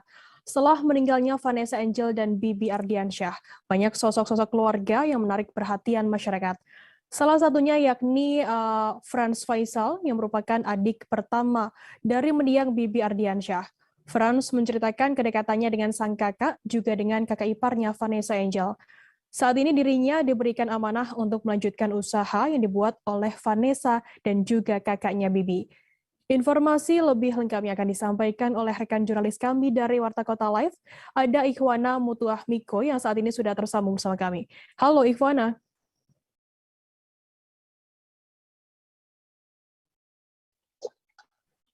Iya rekan Firda. Ikhwana, bisa Anda ceritakan berdasarkan pernyataan dari Franz Faisal sendiri, apa yang sebenarnya direncanakan oleh mendiang suami Vanessa Angel, Bibi Ardiansyah sebelum meninggal dunia? Ya, sebelum meninggal Bibi sempat ingin umroh di tahun depan, namun karena terjadinya musibah ini, akhirnya rencana ini pun tidak jadi dilaksanakan. Begitu rekan Firda. Ikhwana, lantas apa amanat yang diberikan oleh mendiang Vanessa dan juga Bibi kepada Franz Faisal sebagai adik dari Bibi Ardiansyah sendiri? Berhubung Vanessa dan Bibi sudah memiliki usaha, yaitu Vanessa Wear, adik dari Bibi pun diberikan amanat untuk melanjutkan usaha tersebut. Kemudian apakah saat ini Franz juga sudah bisa ikhlas dan kuat begitu melepaskan sang kakak Bibi yang meninggal dunia dalam kecelakaan beberapa waktu lalu? Untuk saat ini Franz sendiri sudah tegar menjalani hidup karena banyaknya dukungan dari keluarga dan juga teman dari Franz sendiri. Seperti itu. Dari pihak keluarga sendiri, apakah ada informasi begitu dari Franz maupun dari ayah atau ibu dari Bibi mungkin terkait firasat sebelum sang kakak Bibi Ardiansyah ini meninggal dunia? Ya, untuk Franz sendiri tidak merasakan apapun, tidak ada firasat yang diberikan oleh almarhum Vanessa dan Bibi. Dirinya merasa seperti biasa karena sebelumnya juga Vanessa dan Bibi sering berpergian ke luar kota, namun tak ada masalah sehingga tidak ada firasat yang diterimanya. Ikhwana, mungkin bisa Anda gambarkan sedikit berdasarkan pernyataan dari Franz Faisal sendiri sebagai adik kandung dari Bibi Ardiansyah. Bagaimana sosok Bibi Ardiansyah di mata keluarga? Sosok yang bertanggung jawab dan sangat sayang sekali kepada adik-adiknya, sehingga adik-adiknya ini sangat merasa kehilangan sosok sang kakak. Seperti itu. Ikhwana, kemudian bagaimana untuk sosok dari Vanessa Angel sendiri di mata keluarga dari Franz Faisal? Untuk Vanessa sendiri sangat dekat dengan adik-adik iparnya itu, jadi sangat banyak kenangan yang didapatkan dan banyak dan Franz sendiri selama ini sampai hari ini sering dimimpikan oleh almarhum Bibi dan Vanessa Angel sendiri. Baik, Tribuners, jurnalis kami tadi juga sudah menghimpun keterangan dari Franz Faisal, adik kandung pertama dari mendiang Bibi Ardiansyah, suami dari Vanessa Angel. Berikut liputannya untuk Anda. Kapan ada keinginan umrohnya? Apakah bulan-bulan ini tahun atau depan, sudah depan, bukan tahun ini. Direncanakan dari kapan maksudnya? Direncanakan sih pas lagi mereka lagi mengandung sih segala macamnya katanya. Cuman nunggu Gala udah bisa merangkak, udah bisa tanpa hasil lah, baru mereka pengen umroh. Lagi. Gimana melihat seminggu kepergian almarhum? Kamu masih lihat fotonya atau? Masih lah, setiap aku tidur, setiap aku ini tutup mataku, yang aku lihat ya kapannya sama Mas Bibi doang selama seminggu ini. Aku selalu mimpiin mereka, tak pernah mimpi yang lain. Mimpinya mungkin seperti apa? Ketawanya mereka, bercanda sama mereka, segala macem. Terus aku kan juga usaha Panezawir dan aku kan sering di advice. Jadi yang aku pimpin selalu kayak ngeliat mereka lagi bikin konten segala macem gitu. Sejauh ini mungkin Tegar sampai akhirnya bisa melewati hari-hari gitu. Karena kalau aku Tegar sih, aku karena ada dukungan teman-teman, dukungan keluarga segala macem, banyak banget yang dukung aku dari lewat Instagram. Semangat, kabaran semangat, banyak yang bilang kayak gitu. Tapi ada firasat nggak sih sebelum kepergiannya gitu? Ada pesan-pesan kan selama ini dekat gitu, selalu mendampingi mungkin? Aku benar-benar nggak punya firasat sama sekali, karena mereka biasa pulang pergi dari Surabaya ke Jakarta, Bali Jakarta, jadi kayak biasa pas lagi tanggal 3, mereka juga tinggal bilang ke aku pergi dulu ya ke Surabaya segala macem. Ya aku cuma bilang, ya oke, hati-hati, paling itu doang. Pelaksanaan pembatasan kegiatan masyarakat atau PPKM di Kabupaten Tanah Tidung kini turun level, yang semula PPKM level 3 kini menjadi level 2. Dengan turunnya level PPKM ini, Bupati Tanah Tidung Ibrahim Ali mensyukuri hal tersebut. Positif rate COVID-19 di Kabupaten Tanah Tidung pun mengalami penurunan yang signifikan. Hingga kini kasus aktif di Kabupaten Tanah Tidung sendiri sebanyak 5 kasus. Pemerintah Kabupaten Tanah Tidung juga terus meningkatkan pelaksanaan vaksinasi COVID-19 sehingga target 70% masyarakat Kabupaten Tanah Tidung yang tervaksinasi dapat tercapai. Untuk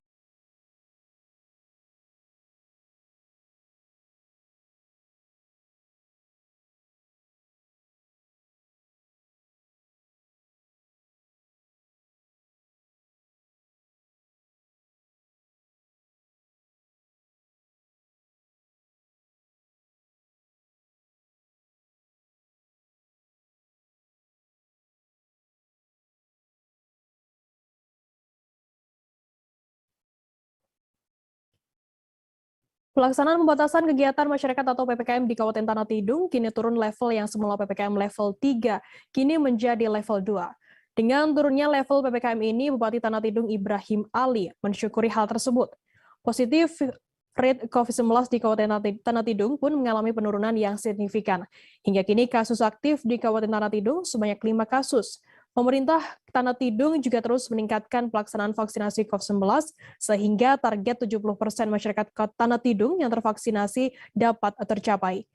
Untuk mengetahui informasi lebih lengkapnya, saat ini kami sudah tersambung dengan jurnalis dari Tribun Kaltara, ada Risnawati yang akan memberikan informasi lengkapnya untuk Anda Tribuners. Halo Risna. Halo Firda. Risna, bisa Anda jelaskan bagaimana upaya dari Pemkab Tanah Tidung sendiri untuk mencegah naiknya level PPKM di sana? Ya, untuk upaya dari pemerintah Kabupaten Tanah Tidung sendiri untuk mencegah naiknya level kembali ke level 3, dari pemerintah Kabupaten Tanah Tidung sendiri mengupayakan untuk tetap mentaati protokol kesehatan. Dan Bupati Tanah Tidung Ibrahim Ali juga mengimbau kepada masyarakat untuk terus melaksanakan protokol kesehatan, mengingat hal itu sangat penting. Kemudian juga dari pemerintah Kabupaten Tanah Tidung terus menggenjot vaksinasi di Kabupaten Tanah Tidung, yang mana juga tadi pagi direncanakan untuk dilaksanakan vaksinasi sebanyak 320 dosis, hanya saja pelaksanaannya tertunda mengingat cuaca di Kabupaten Tanah Tidung tadi pagi hingga saat ini dalam keadaan tidak mendukung, seperti itu, Firda. Risna, lantas bagaimana saat ini update terkini capaian target vaksinasi di Tanah Tidung sendiri? ya berdasarkan dashboard aplikasi Satu Data Vaksinasi Komite Penanganan COVID-19 dan Pemulihan Ekonomi Nasional pertanggal 8 November 2021 capaian vaksinasi COVID-19 dosis pertama di Kabupaten Tanah Tidung mencapai 62,6%. Kemudian untuk dosis vaksinasi dosis kedua sendiri mencapai 38,6%. Jadi masih cukup panjang untuk Kabupaten Tanah Tidung mencapai target yaitu 70% seperti itu. Risna, lantas ketersediaan vaksinasi di Tanah Tidung saat ini seperti apa informasinya? Ya, untuk ketersediaan dosis vaksin di Kabupaten Tanah Tidung sendiri masih berjumlah sebanyak 4.456 dosis. Kemudian juga dari Bupati Tanah Tidung menyampaikan bahwa tidak ada kendala terkait dengan pendistribusian vaksin ke Tanah Tidung, dan juga untuk vaksinasi ini untuk dosisnya sendiri dibilang masih cukup seperti itu, Firda. Baik, terima kasih rekan jurnalis dari Tribun Kaltara, Risnawati atas laporan Anda. Selamat bertugas kembali. Kita beralih ke informasi selanjutnya, Saudara. Sekolah Menengah Pertama Negeri 1 Sukadana, Kabupaten Kayong Utara bersama Dinas Kesehatan dan Keluarga Berencana Kayong Utara untuk pertama kalinya melaksanakan kegiatan vaksinasi bagi pelajar. Kepala SMP Negeri 1 Sukadana, Sabandi, melalui Wakakesiswaan Sekolah Menengah Pertama 1 Sukadana, Edi Yuhardi, menyampaikan kegiatan vaksinasi tersebut pertama kali dilaksanakan pada hari ini. Informasi lebih lengkapnya akan disampaikan oleh rekan jurnalis kami dari Tribun Pontianak. Ada Jovi Lasta yang saat ini sudah tersambung bersama kami. Halo, Jovi.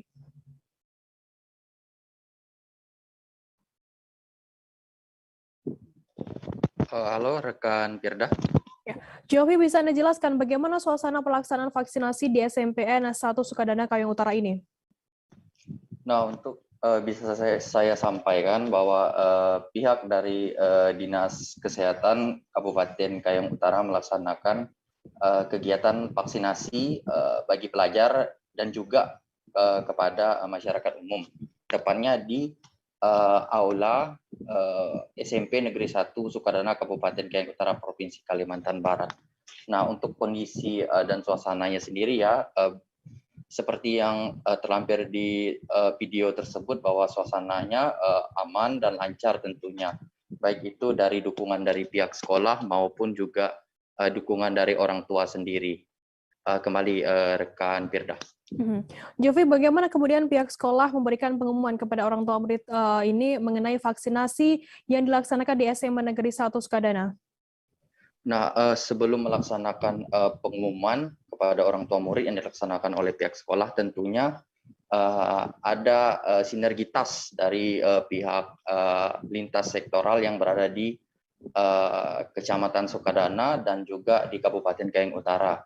Sebelum melaksanakan vaksinasi untuk pertama kali di wilayah di SMP Negeri 1 Sukadana, pihak Dinas Kesehatan sebelum melaksanakan vaksinasi telah melaksanakan sosialisasi tentang apa itu vaksin dan manfaat itu vaksin. Kemudian kalau tidak salah itu 2 minggu kemudian itu dari Polres Kabupaten Kayong Utara, tepatnya yaitu Polsek Sukadana, yaitu Kapolseknya sendiri yang datang memberikan sosialisasi penyuluhan terkait tentang apa itu vaksin dan manfaat vaksin juga kepada siswa-siswi. Nah, setelah mendapat sosialisasi dari pihak Dinas Kesehatan maupun Polsek Sukadana, barulah pihak Dinas Kesehatan melaksanakan vaksinasi itu sendiri bagi pelajar dan juga bagi masyarakat umum tentunya. Nah, selain pelajar juga masyarakat umum juga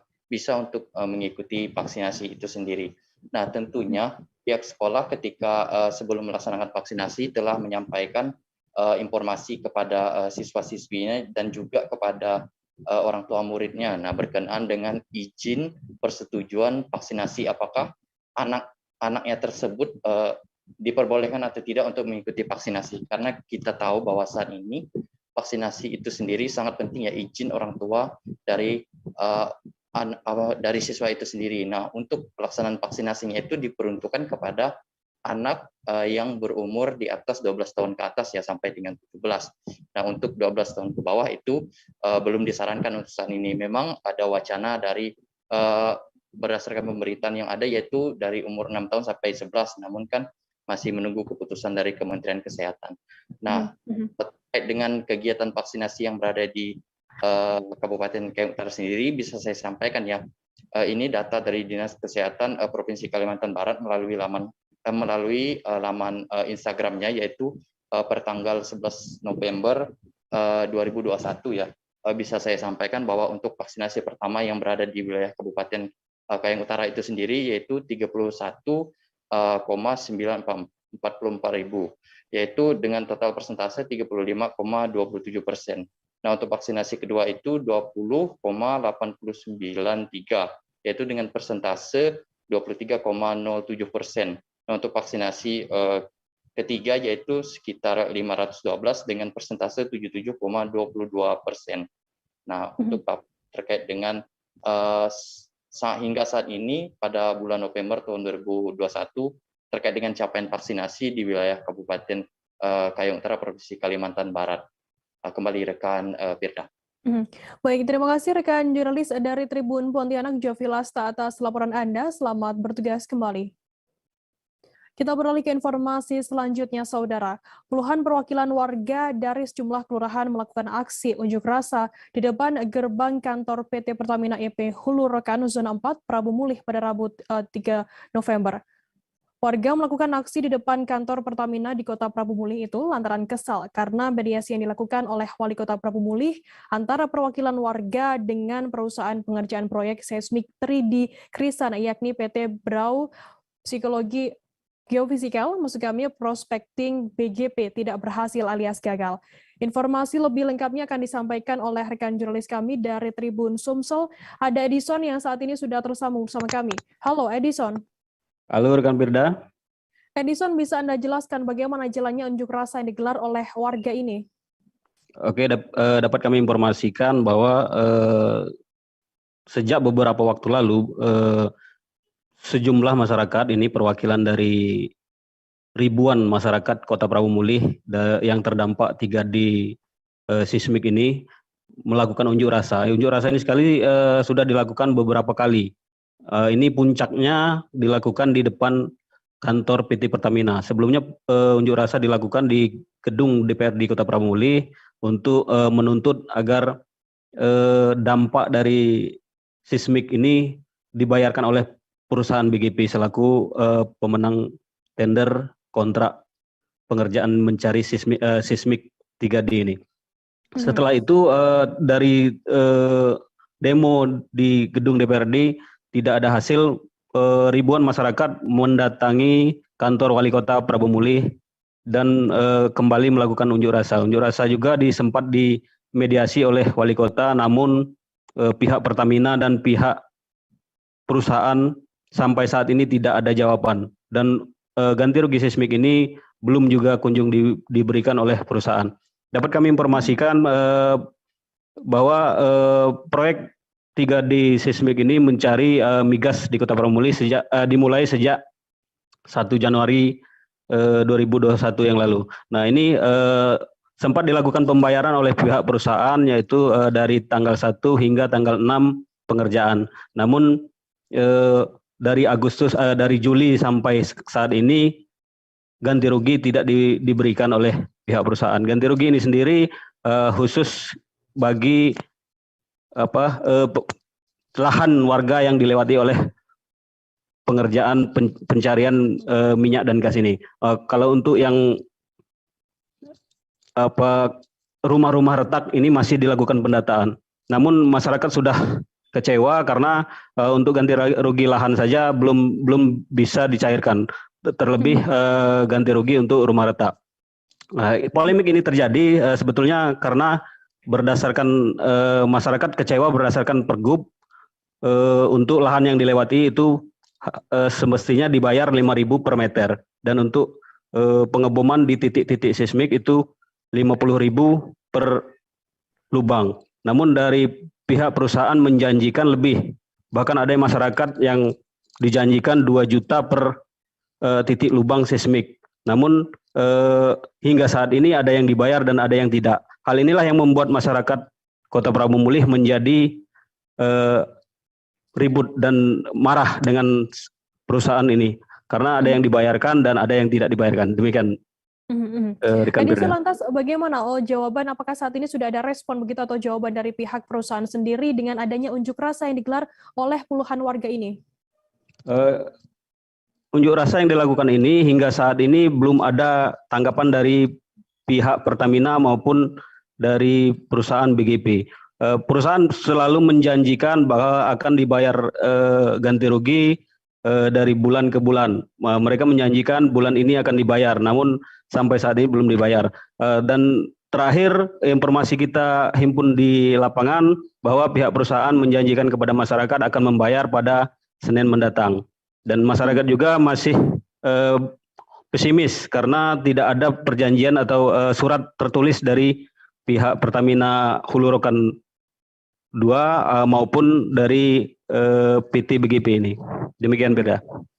Edison, lantas kemudian bagaimana, apakah warga ini apabila nantinya belum kunjung juga tuntutan mereka dikabulkan oleh pihak perusahaan, apakah nantinya juga akan terus melakukan unjuk rasa di sana? Masyarakat dari 8 kelurahan, ini tepatnya 8 kelurahan karena 4 kelurahan hanya mewakili yang terdampak lebih parah.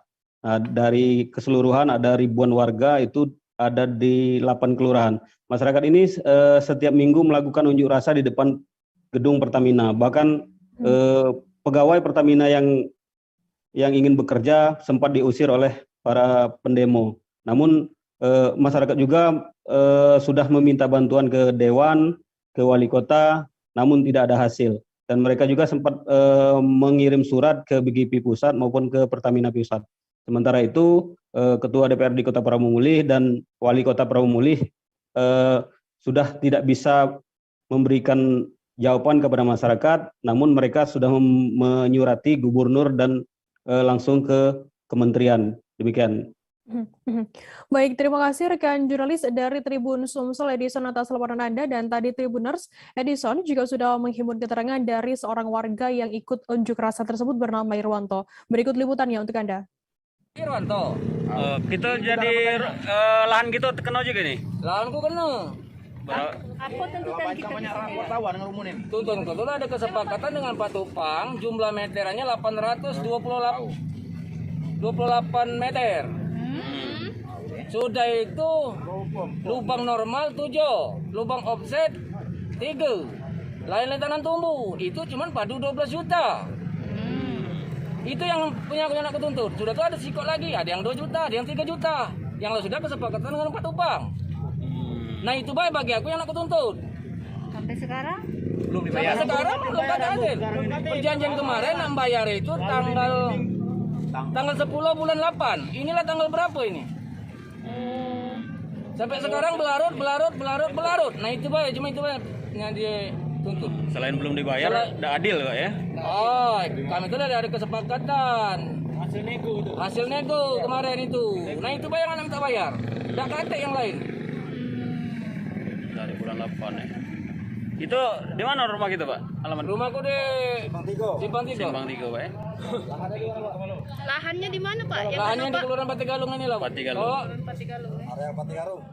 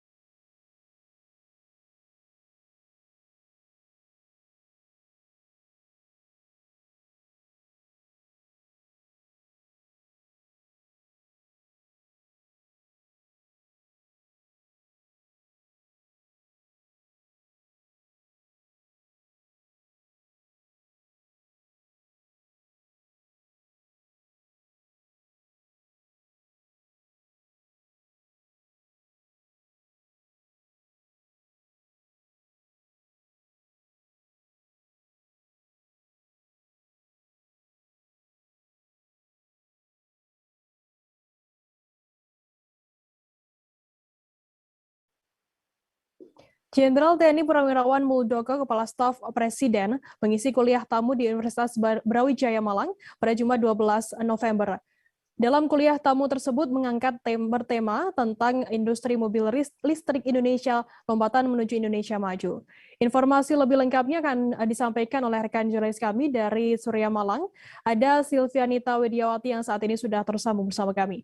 Halo Silvi. Halo Firza, selamat malam. Silvi, bisa Anda jelaskan apa saja kegiatan dari Muldoko ini di Universitas Brawijaya Malang? Ya, kehadiran Pak Muldoko di Universitas Brawijaya Malang agak istimewa. Ini merupakan rangkaian dari kegiatannya di Jawa Timur. Dia mengisi kuliah tamu yang bertema tentang mobil listrik di Indonesia. Para pesertanya adalah perwakilan dari mahasiswa, para dekan, serta para wakil dekan juga media. Dia menjelaskan tentang masa depan mobil listrik di Indonesia yang diharapkan menjadi penyeimbang untuk pemakaian bahan bakar yang berbasis fosil. Namun juga ada pertanyaan-pertanyaan menarik dari para peserta, termasuk dari dekan itu tentang kontinuitas dari regulasi yang nanti mendukung terkait itu. Juga masih tergantungnya pada listrik untuk pengisian bahan bakar mobil listrik, padahal itu juga ujungnya juga memakai bahan bakar fosil. Maka diharapkan ada semacam inovasi yang tak hanya tergantung pada listrik, tapi juga memakai energi energi terbarukan, misalkan dengan menggunakan sinar surya seperti itu. Silvi, bisa Anda jelaskan seperti apa isu soal mobil listrik yang disampaikan oleh Muldoko sendiri dalam kegiatan kuliah tamu ini? Ya, menurut Muldoko memang untuk melaksanakan memproduksi mobil listrik dan untuk dipakai masyarakat itu masih belum terbuka ya, karena ada isu-isu termasuk keraguan bagaimana pasca pembeliannya, terus kualitasnya, terus pengisian tentang bahan bakarnya atau untuk isi ulang dari baterai yang digunakan untuk mobil listrik, sehingga ada keraguan dari misalkan dari pembiayaan atau perbankan yang bagi masyarakat yang ingin membelinya. Baik, terima kasih rekan jurnalis dari Surya Malang, Silvianita Widiawati atas laporan Anda. Dan tadi Tribuner Silvi juga sudah menghimpun keterangan dari Muldoko, Kepala Kantor Staf Presiden dan juga Rektor Universitas Brawijaya, Profesor Nuhfil Hanafi. Berikut liputannya untuk Anda. Tadi itu beberapa isu ya, di antaranya bagaimana dengan ketahanan baterai, bagaimana dengan kesiapan charging, bagaimana dengan jarak tempuhnya, pasca jualnya gimana, isu-isu yang sekarang ini kita sosialisasikan agar semuanya memahami itu dan tidak ragu-ragu untuk memberikan backup finance kepada siapapun yang akan leasing lah, yang akan macam-macam lah itu untuk membeli sehingga ada kemudahan. Itu diantaranya. Magang ya, maksudnya magang. Iya. Ya nggak apa-apa. Nanti Pak Dekan Teknik akan tindak lanjuti. Ya untuk magang-magang ke sana. Tidak hanya kemana-mana magangnya kan. Iya. Ini kan salah satunya mobil listrik. Iya. Ya yang jadi isu nasional memang mobil listrik. Ya nggak apa-apa. UB sendiri Pak untuk pembuatan mobil listrik? Iya, kita kan kemarin mahasiswa nggak tahu juara berapa kemarin, 2 atau berapa dia kemarin ya. Mobil listrik kemarin kan ada lomba juga. Jadi dosennya dengan mahasiswanya selalu tiap tahun. Brawijaya ini salah satunya populer tentang mobil listrik. Ya walaupun penumpangnya sedikit, ini kan dia punya industri base ya. Oke, di sini kan masih mengembangkan mobil pribadi. Pak, pandangan Bapak tentang mobil listrik itu gimana Pak? Ya memang masa depan itu semuanya listrik, gak hanya mobil. Semuanya. Di negara-negara maju semuanya listrik semua. Kalau di UB sendiri masih di layanan mobil listrik apa sudah menunjang Pak? Belum. Jangan pelan-pelan lah ya. Tim sepak bola CP Papua sukses meraih medali emas di Peparnas 16 2021. Kepastian itu mereka dapatkan usai tim lawan Kalimantan Selatan tak mau melanjutkan pertandingan pada babak keduanya. Di babak pertama sendiri, tim Papua tengah unggul 2-1. Kapten tim Papua Albert K sangat bersyukur timnya bisa meraih medali emas.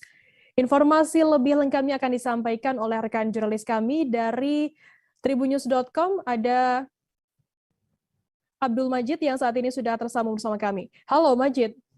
Halo, selamat malam Firda. Majid, bisa Anda jelaskan bagaimana tim Papua ini bisa mendapatkan medali emas di sepak bola CP ini?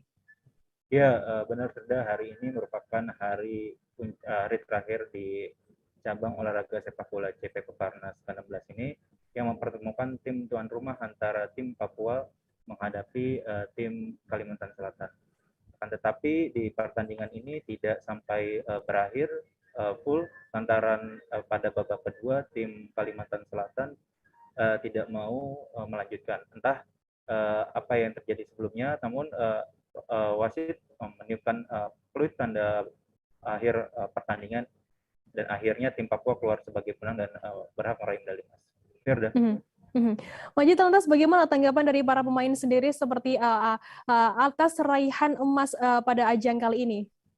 Ya, Firda, tadi saya juga berbincang langsung dengan kapten tim dari tim Papua yaitu Albert. Dia mengatakan sangat bangga dan sangat senang sekali atas pencapaian ini karena untuk meraih atau tampil di Peparnas ini timnya melakukan persiapan kurang lebih selama 2 tahun di Stadion Maha Chandra Universitas Cendrawasih sebagai tempat penyelenggaraan. Dan dia juga agak menyayangkan ya karena pertandingan final ini tidak bisa sampai akhir. Dia juga tidak tahu, tapi menurut dia tim Papua sangat unggul dan dia menduga kalau kejadian ini atau tim dari Kalsel itu walkout lantaran tim Kalsel menilai tidak adilnya wasit. Sementara Albert sendiri sebagai tim dari tim Papua mengatakan bahwa timnya sangat atau lebih unggul di babak pertama hingga akhirnya bisa menangkan 2-1. Firda. Majid, kemudian bagaimana harapan dari tim Papua CP sendiri setelah Peparnas kali ini? Ya, Firda, harapan dari tim Papua diutarakan Albert, dirinya dan seluruh timnya sangat berharap apabila ada kejuaraan atau event dari sepak bola CP ini, timnya akan siap ikut. Dan untuk dirinya pribadi, untuk Albert, dia juga sangat ingin bisa masuk atau tampil di timnas sepak bola CP yang memang ada kejuaraan multi event baik di Asian Para Games ataupun di perjalanan multi event lainnya. Dan sedikit saya tambahkan Firda bahwa pada pertandingan final tadi juga dihadiri oleh Menpora Zainuddin Amali yang turut hadir dan melakukan UPP. Dalam kesempatan itu Menpora juga saat mengikuti UPP juga mengalungkan medali kepada ketiga juara, di mana tempat ketiga ada Jawa Barat, tempat kedua Kalimantan Selatan, dan juara dari tim Papua. Dan Menpora juga mengingatkan bahwa sebenarnya hadirnya atau eksistensi dari Peparnas ini adalah sebagai wujud dari wadah atau kebersamaan antara atlet, persatuan dan saling solidaritas di samping ada prestasi yang harus diraih. Demikian Firda. Baik, terima kasih rekan jurnalis dari tribunnews.com Abdul Majid atas laporan Anda. Dan tadi Tribuners, Abdul Majid juga sudah menghimpun keterangan dari kapten tim Papua CP, tim sepak bola Papua CP bernama Albert K. Berikut liputannya untuk Anda. Dibuka dari apa? Nggak apa-apa, dibuka saya. Kakak, bagaimana tanggapan kakak dari kemenangan ini? Puji Tuhan, kemenangan yang luar biasa. Agak kencang, agak keras ya? Puji Tuhan, kemenangan yang luar biasa ya. Kita memang targetnya harus medali emas, tapi tidak sampai pertandingan selesai. Karena mungkin ada masalah atau protes dari tim tim tamu ya. Kita tidak tahu masalahnya apa. Tapi sekali lagi puji Tuhan karena kita juara. Nah, harapan dari kakak Albert sendiri untuk ke depannya gimana nih? Harapannya kalau ada sepak bola CP lagi ya mungkin kita bisa ikut lagi. Tapi masih berharap untuk bisa masuk timnas? Berharap, tapi semua tergantung dari pelatih timnas hanya. Tapi sangat bangga ya dengan medali emas ini. Latihan sudah berapa lama? 2 tahun. 2 tahun latihan dan buat dapat medali emas ini. Sayang aja tidak berakhir sampai pertandingan usai, itu disayangkan ya. Tapi emang lebih unggul Papua. Lebih unggul, kita lebih unggul dari mereka. Oke, siap. Terima kasih Kak. Tribuners, informasi tadi sekaligus menutup perjumpaan kita dalam live update hari ini. Jangan lupa saksikan terus live update di seluruh kanal YouTube dan Facebook Tribun Network. Saya Firana, wakil yang bertugas, pamit undur diri. Terima kasih dan sampai jumpa.